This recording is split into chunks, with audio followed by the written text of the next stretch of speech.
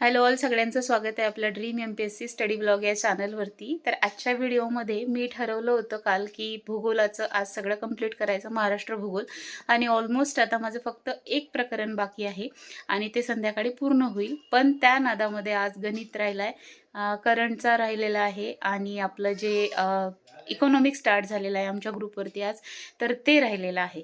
तर काल मला कमेंट होती की तुम्ही जे टार्गेट करता ते सांगत चला, म्हणजे आम्ही पण करू, म्हणजे उद्याचे टार्गेट आज सांगत चला. तर ॲक्च्युली आता मी इकॉनॉमिक स्टार्ट करणार आहे उद्यापासून, कारण ग्रुपवर जे देते तेच मी सुद्धा करत असते त्याच्यामुळे. तर उद्याचे मी टार्गेट तुम्हाला व्हिडिओच्या शेवटी सांगणार आहे. तर हा काल संध्याकाळचा व्हिडिओ आहे. मी माझं राहिलेलं टार्गेट कंप्लीट करत होते, तरी ते सावी अशी मध्ये मध्ये खेळत असते. आता तिला चालता येतं आणि खूप मजा येते तिला सगळं खेरभर फिरण्यामध्ये. तर तिचं असं चालू होतं बाय बाय करणं आणि मध्ये मध्ये येणं. तर माझं इथे भूगोलाचं टार्गेट कंप्लीट करणं चालू होतं. लोकसंख्या हे प्रकरण जे आहे तर ते मी वाचत होते. इतकी आकडेवारी आहे ना यामध्ये आणि क्वाईट कन्फ्युजिंग आहे, पण आपल्याला ते करावंच लागणार आहे. त्यानंतर इथे सकाळी 5:30 वाजता अरण्यला आज आला होता ताप, त्यामुळे तो उठला होता. तर त्याला मी औषध वगैरे दिलं आणि त्याला परत झोपायला सांगितलं, पण त्याला काही झोप येत नव्हती. तर म्हटलं जाऊ दे बाहेर या, आणि मग आम्ही असं बाहेर येऊन बसलो. आणि कालचीच रांगोळी होती आणि खूप मला काहीच करायची इच्छा होत नव्हती. असं वाटत होतं की काय आपण म्हणजे किती ट्राय करायचं, पण जेवढा पाहिजे ना तेवढं प्रोडक्टिव्ह नाही होता येत एका गृहिणीला. आणि त्याची खूप खंत वाटते की आपल्याला पाहिजे सध्या वेळ, पण तो मिळत नाही आहे. त्यामुळे मी काहीच न करता ठरवलं होतं की शांत बसून राहायचं थोडा वेळ. आणि त्यानंतर मात्र मी पुस्तक आणलं बाहेर आणि बाहेरचं अरण्य खेळत होत्या साईडला आणि मी तिथे वाचत बसले. तर माझं जवळपास सकाळी 26 मिनिटं वाचून झालं होतं आणि इथे असं सूर्य उगवतानाचा नजारा बघून खूप छान वाटत होतं. एक पॉझिटिव्हिटी येते आपल्याला, पण काय करणार आहे, शेवटी आपल्याला करायचं आहे आणि त्यासाठी मग असंच काहीतरी गोळा करत करत आपल्याला पुढे जावं लागणार आहे. गृहिणी म्हटल्यावर आता समजा आपण एक ॲस्पिरंट असतो ना, काल मी स्वयंपाक न करता कपडे धुण्याचं काम केलं तर माझं थोडंसं जास्त प्रोडक्टिव्ह काम झालं होतं.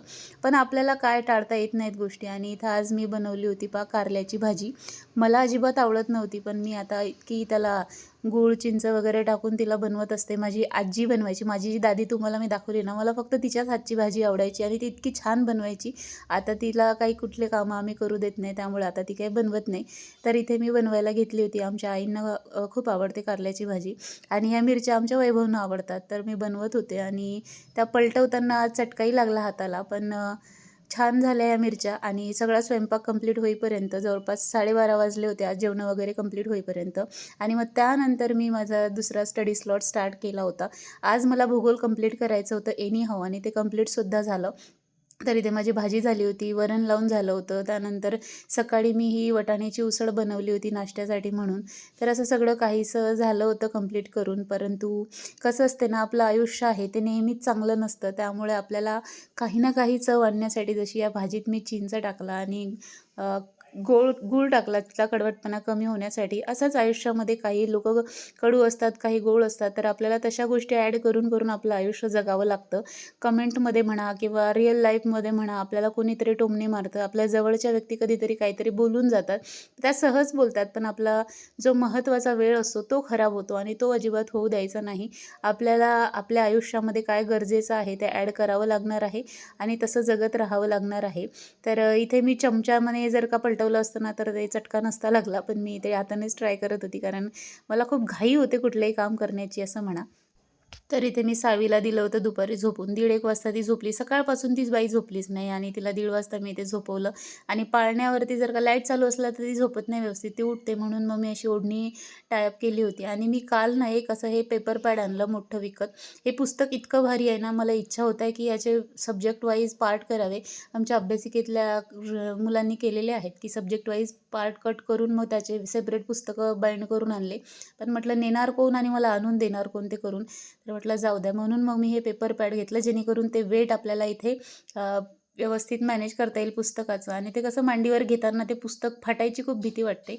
आणि जर का पुस्तक आता महत्त्वाचं आहे आपल्यासाठी, मधून कुठूनही फाटलं तर मग ते कुठं सांभाळणार, त्यासाठी मी ते आणलं. आणि याने थोडंसं वाचायलाही मला बरं पडेल. तर इथे माझं स्थलांतर प्रकरण झालं होतं. त्यानंतर जे लोकसंख्या प्रकरण आहे ते झालं होतं. आणि इथे वाहतूक व पर्यटन स्थळे हे प्रकरण, त्यासोबत मृदा हे प्रकरण मला घ्यायचं होतं आज. आणि हा सकाळचा टायमर आहे पहा, 26 मिनिटं अभ्यास झाला होता. असा थोडासा तरी अभ्यास सकाळी झाला ना तर थोडंसं तर पुढचा स्लॉट करायला मज्जा येते आणि मग पुढचा स्लॉटसुद्धा आपला लवकर लवकर कंप्लीट होतो.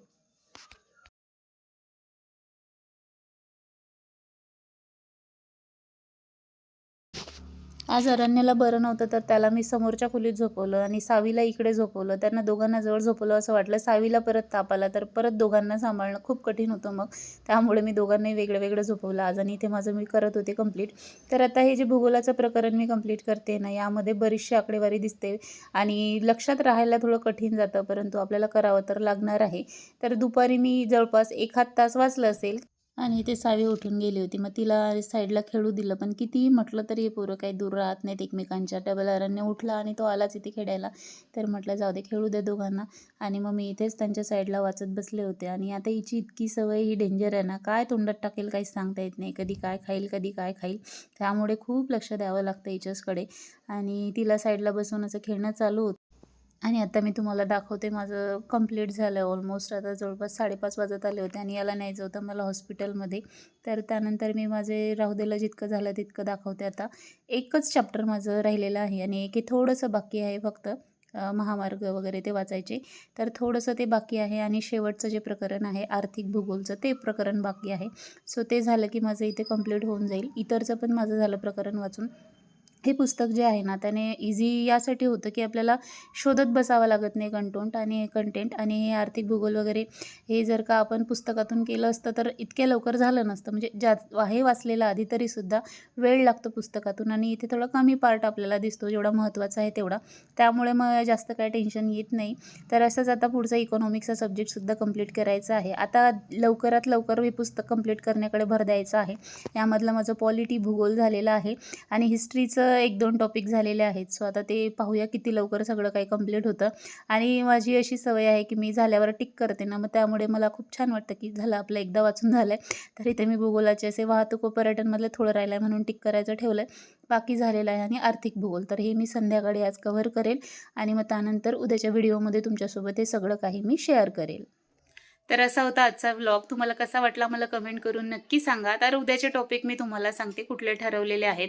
पहिला टॉपिक घेणार आहे भारतीय अर्थव्यवस्था आणि दुसरा आहे राष्ट्रीय उत्पन्न. खरं तर हे दोन्ही टॉपिक आज करायचे होते. जर माझे हे करणं झाले तर मी ते आज करेल. आणि जे समजा पहिल्यापासून इकॉनॉमिक्स करत असतील तर ते कंटिन्यू करा. तुम्हाला मी रोजचे 2-2 टॉपिक सांगत चालेल. त्याच्यानंतर दुसरे 2 टॉपिक म्हणजे तिसरा टॉपिक घेणार आहे बेरोजगारी, दारिद्र्य आणि चौथा टॉपिक यामध्ये असेल पैसा आणि चलन. तर असे 4 टॉपिक आपल्याला कंप्लीट करायचे आहेत उद्याच्या दिवसामध्ये. प्लस गणिताचं मी घेत असते एक प्रकरण, तर त्यामध्ये एक प्रकरण घेणार आहे ते म्हणजे कोडिंग डिकोडिंग हे प्रकरण घेणार आहे.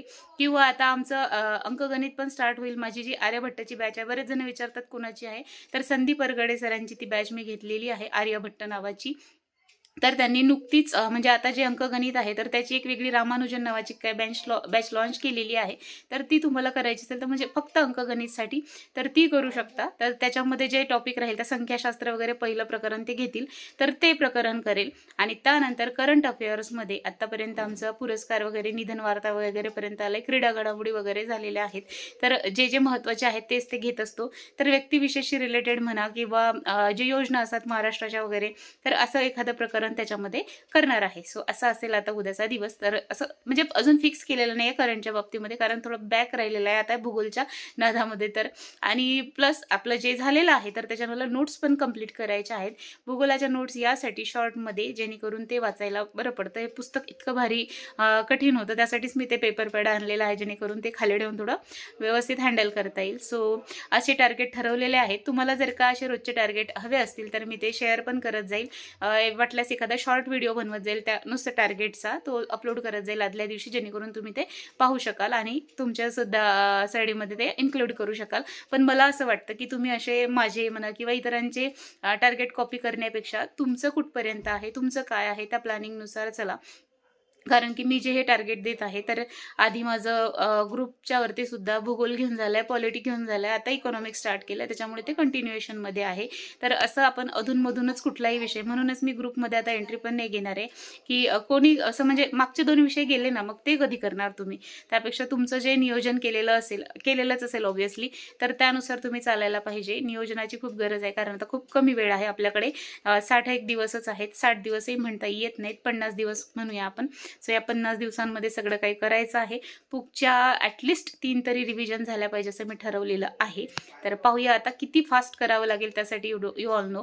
कारण की पुस्तक जरी दिसतं ते मोकळं पण वाचायला वेळ जातो, कारण नुसतं वाचणं नाही आहे ना, पारायण पोथीसारखं आपल्याला समजून पण घेणं आहे त्या गोष्टी त्याच्यामुळे. सो अशा प्रकारे आता चालू आहे. आय होप तुम्हाला आजचा व्हिडिओ छान वाटला असेल. So thank you so much for watching. भेटूया पुढच्या व्हिडिओमध्ये. तोपर्यंत मस्त अभ्यास करा आणि काही क्वेरीज असेल तर नक्की विचारा. आणि व्हिडिओला एक हाईप नक्की करा, जेणेकरून आपला व्हिडिओ आणखी लोकांपर्यंत पोहोचेल. तुमच्या एका लाईकमुळे मला सुद्धा मोटिवेशन मिळतं उद्याच्या व्हिडिओसाठी. सो ते नक्की करा आणि एक कमेंट करा छानशी माझ्यासाठी. So thank you so much for watching. भेटूया उद्याच्या व्लॉगमध्ये.